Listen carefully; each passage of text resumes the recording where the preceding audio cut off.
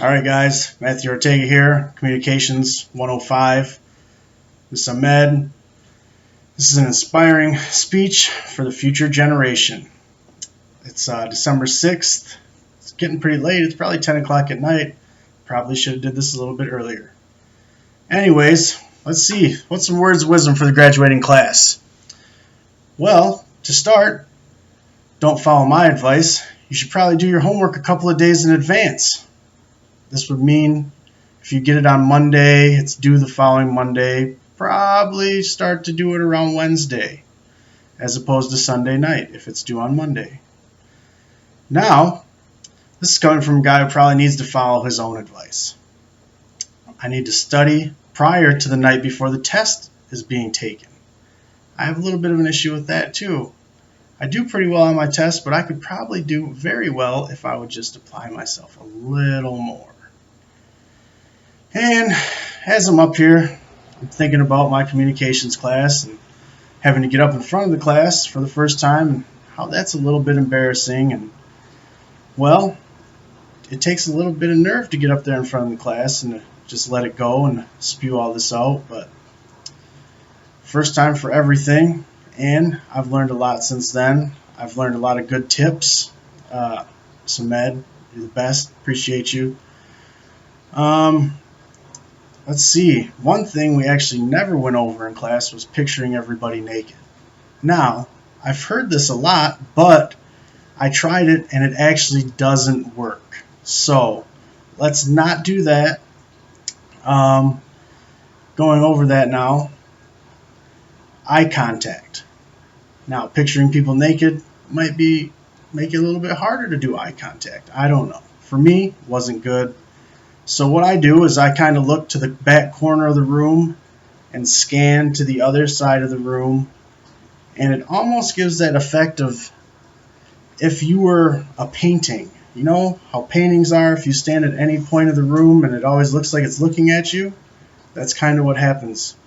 Not so much, but I mean basically. So you get the idea. People think you're looking at them. You may not be, but that's okay too. So, with that being said, we have to go to posture. My posture probably isn't so well right now. Let's sit up a little bit. All right, feeling a little better, a little bit taller, a little stronger. Here we go. I like to think of it as you're trying to impress that girl, or if you're a girl, you're trying to impress that guy. You want to stand up, poke your chest out a little bit, make it look a little bit stronger, make it look a little tougher. There you go. Confidence in your speech is always a must. That helps. But sometimes you get up there and you fail, so you just got to keep it moving. You got to keep going.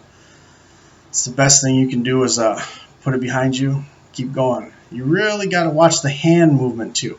Hands are key. You really don't want them in your pockets. I actually saw one guy stuff his hand down the back of his pants. That was a little bit awkward for him and for me as an audience member as well. So you want to stay away from hands out of the back and or front of the pants. That's not good. Mouth and ears, it's probably a no too. Definitely a no, sorry. Just don't do it. Kind of try to keep them still, keep in front. If you talk with your hands a little bit, that's okay. Some people like that. Let's see, what else? Now, you really have to watch for the non-fluencies. That's saying duh, right, these types of things. I have that issue. I definitely do that a little bit. I say I know I do it. I also have the tendency to ask people if they know what I'm talking about. I'm like, hey, you know what I'm saying? But you know what I'm saying, right? So anyways, moving right along.